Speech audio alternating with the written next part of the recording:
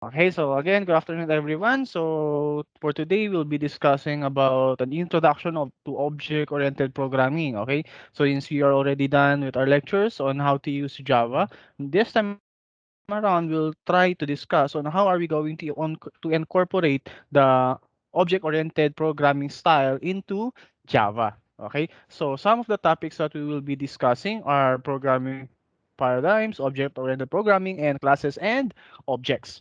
Okay, so let's start. So, again, there are two types of programming paradigms. One is the procedural programming. So it is known as the structured programming. This is the type of programming paradigm that you use during your programming 1 and programming 2, okay, using C++. So, uh, programming style. This is a programming style which in programming tasks is broken down into a series of operations called procedures and then applied to data. So yun yung ginagawa niya. So yun papansin niyo yung sa style niyo is yung lahat ng mga procedures yung nilagay niyo lang as one doon sa code ninyo. Di na tayo nagre-refer sa mga iba't iba pa. Okay? So yan. And then, so some of the examples of this are C and Pascal. Okay, now if you're going, sir, how about C++ because you use C++ during your programming 1 and 2. So actually, C++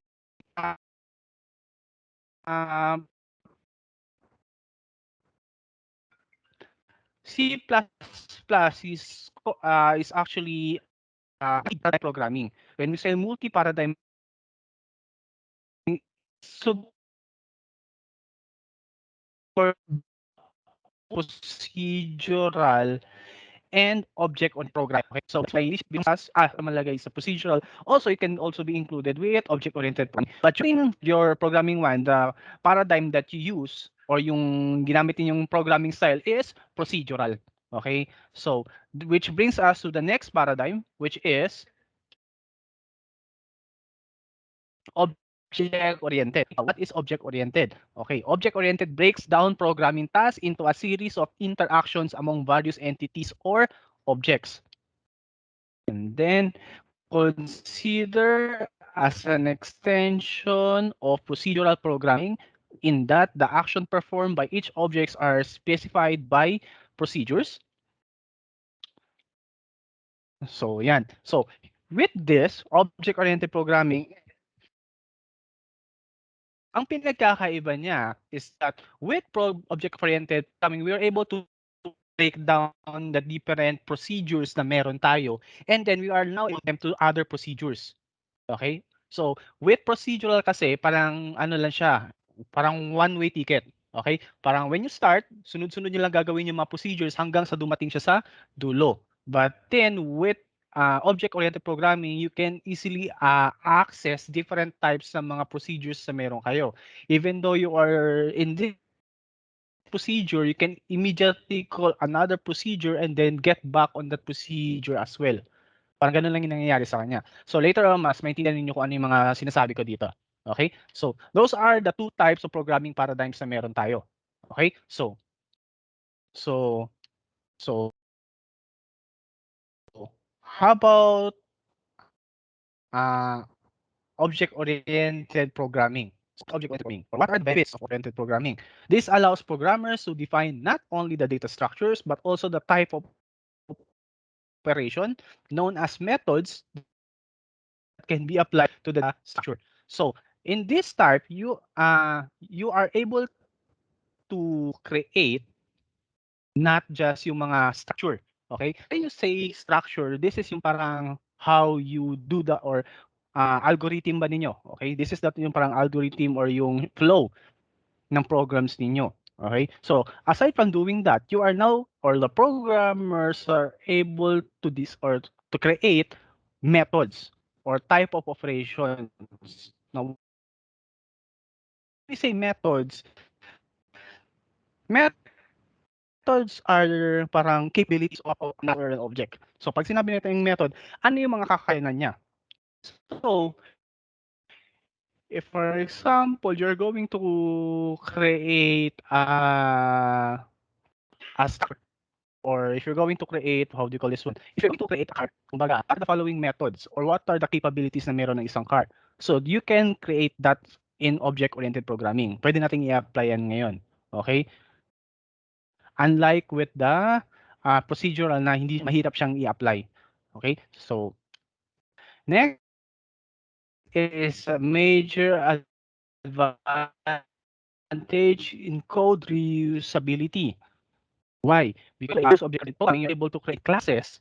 These classes can be used in a different project. Okay? So for example, ito, uh, for example, you are an computer programmer for one big company. Okay, you have this company or IT solutions company or a programmer, and then you handed project to an POS or point of sale system for one company. Okay, now if you're going to use object-oriented programming, you'll be creating classes that is intended for a POS for POS or yung point of sale system. Now, next, given maybe after finishing that project, binigyan ka ng project. Okay? This time around, this inventory. Okay? This is going to be an inventory and sales project. Okay? So medyo iba siya, POS and then inventory and sales. So with the use of object-oriented programming, the classes that you created during the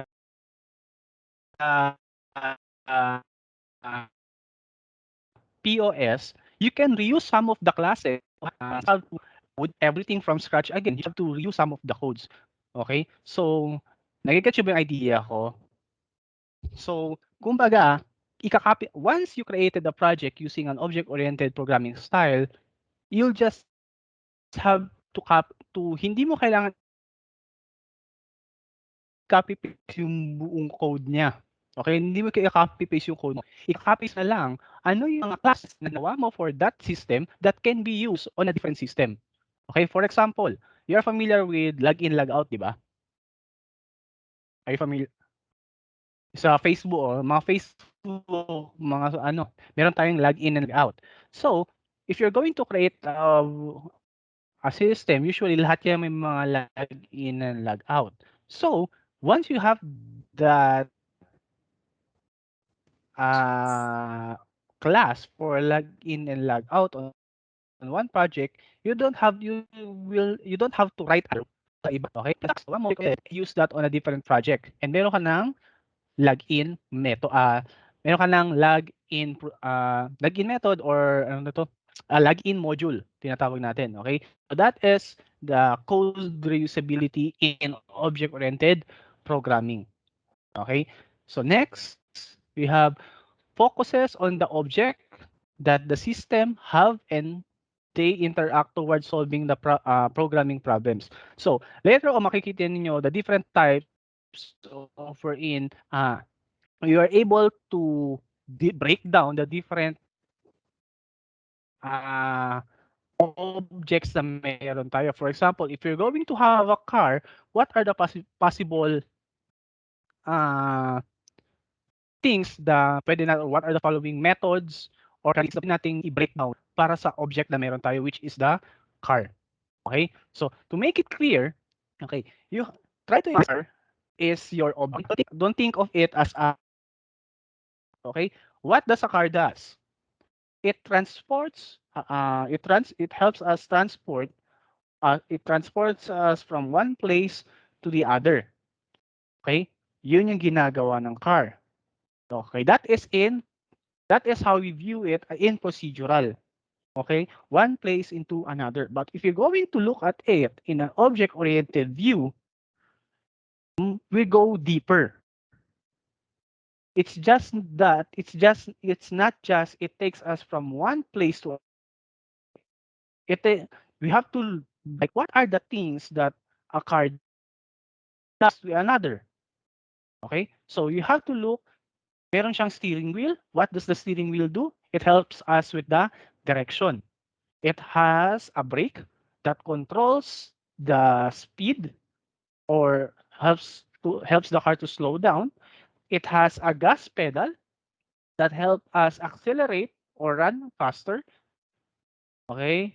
And then we have the max limit na that the car can how fast can a car go. Meron tayong types of car. So with object-oriented programming, there are a lot of things na pwede nating i-consider to help us break the problem. Okay? So we don't just look at in just as a car, but we look deeper into it, into what does a car composes of that helps us to get from one place to another. Okay? So we have object-oriented programming. So it provides a clear modular structure for programs, which makes it good for defining abstract data types. It is easy to maintain and easy to modify existing code.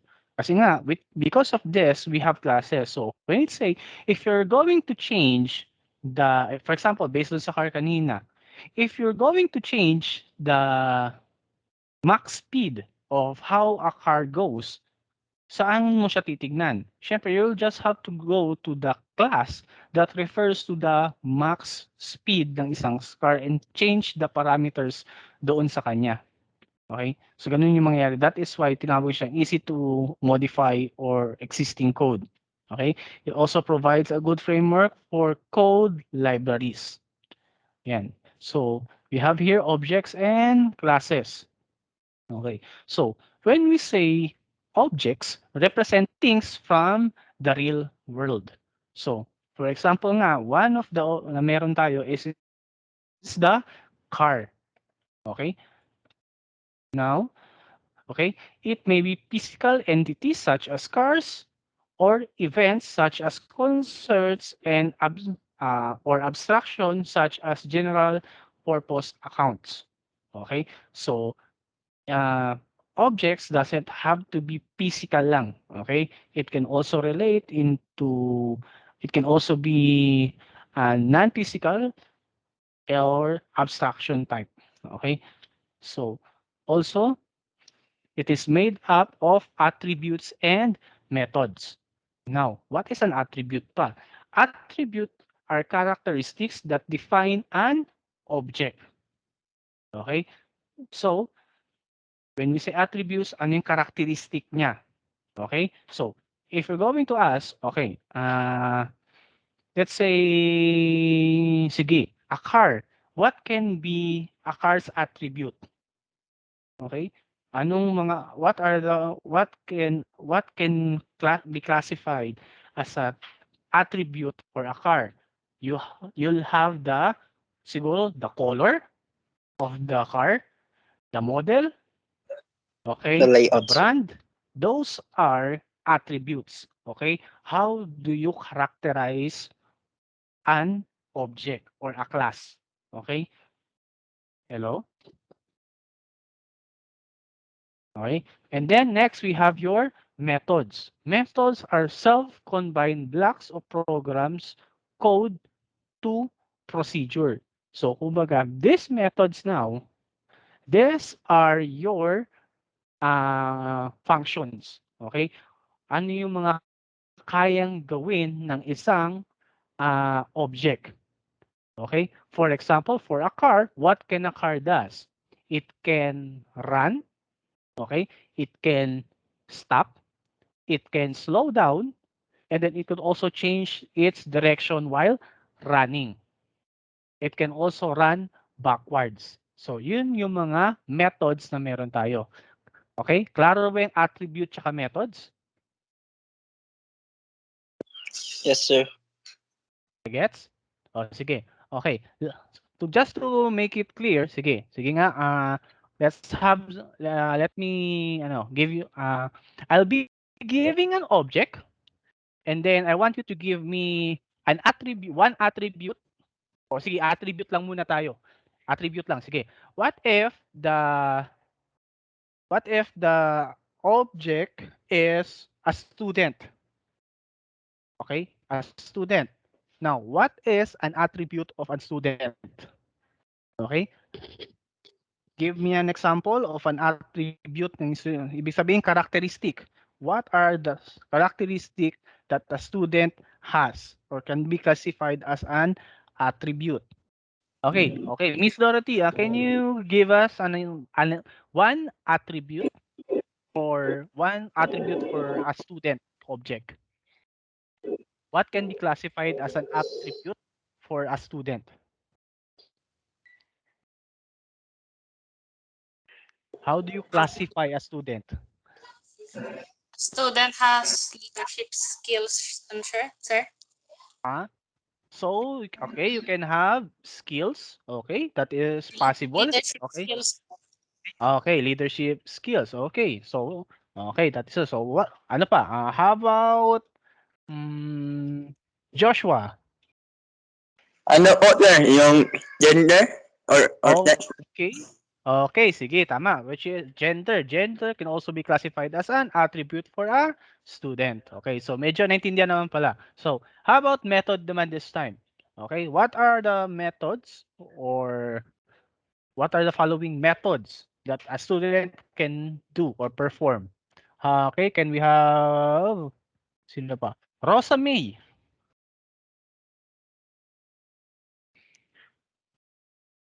Rosa May, are you there? Yes, sir.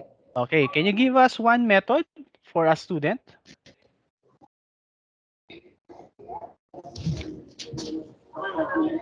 Sir. Can you give us, okay? Can you give us a method for a student class? When you say method, functions or mga kayang gawin ng isang object. Okay? This time around, our object is a student. So, what are the following methods that a student can do? Well, sir. What Hello? are, ano sir, for the Ano yung students? methods of a student? What can be classified as a method for a student class?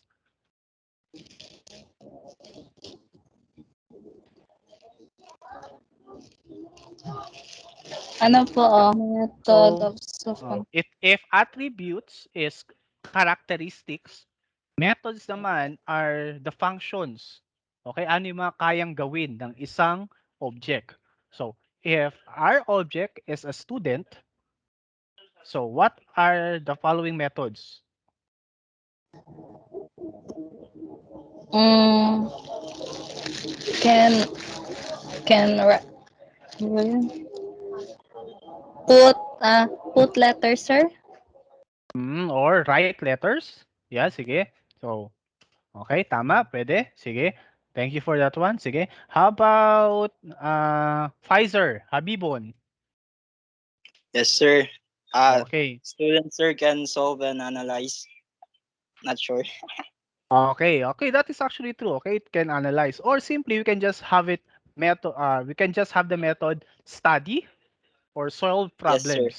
Okay, so those are some of the attributes or methods for a student class. Okay, klaro ba tayo doon? So for car naman, you can have the model, color, okay, the brand, and then for the method, you can have uh, run, brake, slow down, accelerate, change direction, or run backwards. Okay, so those are the methods for a car. So klaro ba tayo with objects?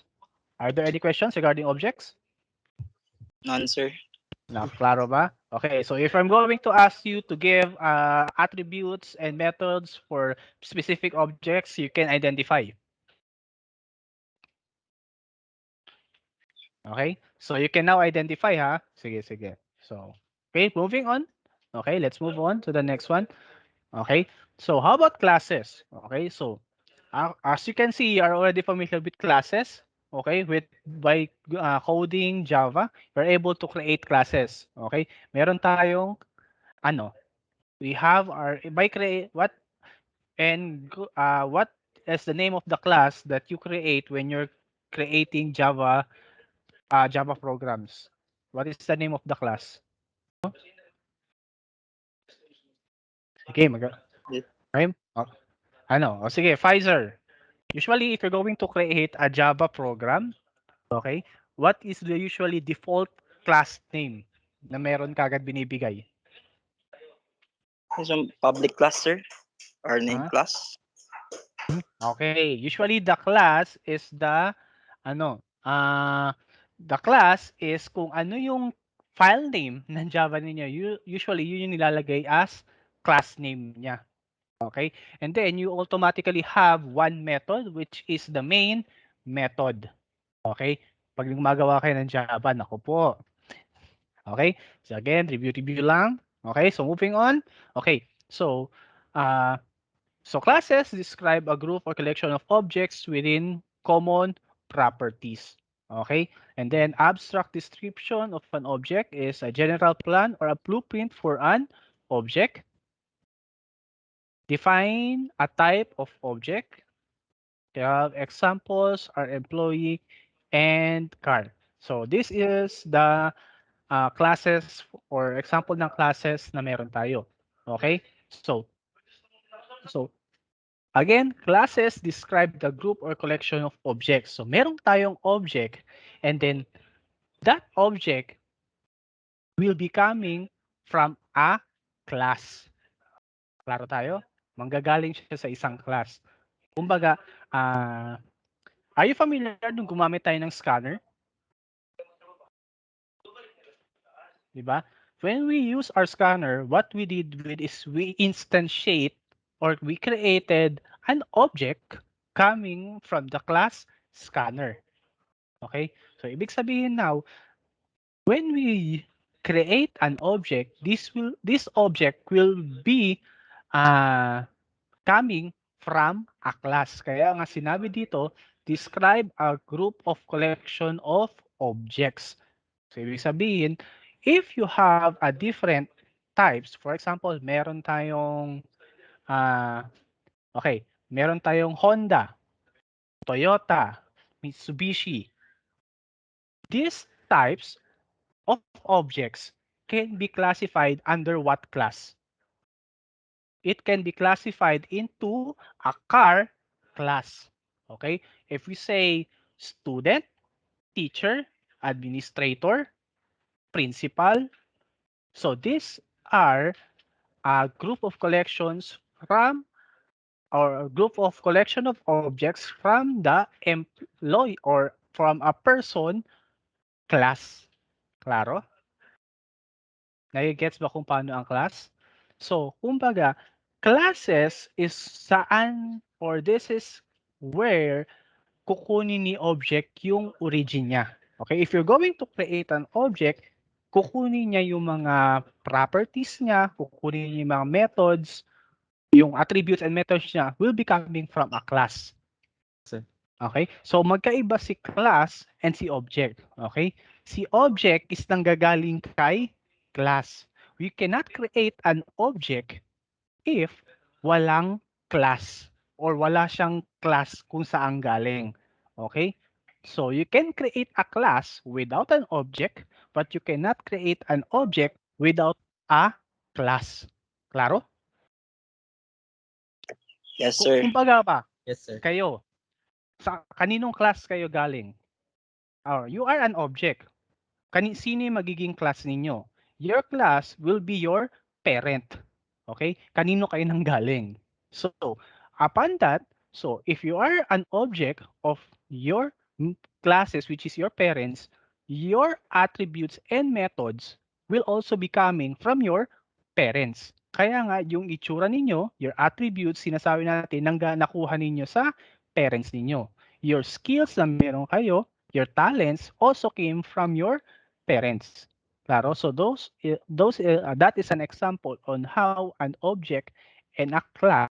So next, okay, so that is all na pala para sa ano natin. So